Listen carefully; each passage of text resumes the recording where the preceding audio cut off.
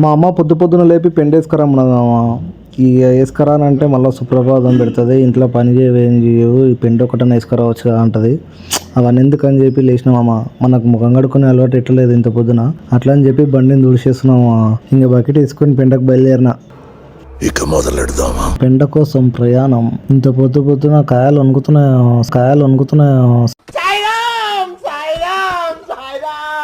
చల్లగాలికి. మొత్తానికి పెండేసుకొని విజయవంతంగా ఇంటికి బయలుదేరిన మామ. అసలు రోడ్డు మీద అవుతున్నా కరెక్ట్లో అవుతున్నా అర్థమైతలేదు మామ.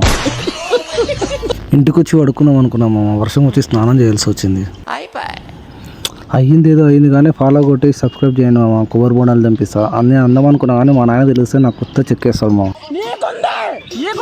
ఇంత వర్షంలో సాంపిడి ఎట్ట తగులుతుందో మా అమ్మ తెలుసుకుందాం రండి మామ. వీడే నా అల్లుడు. ఇంత వర్షంలో మా అమ్మ పెండేం చేస్తుందో.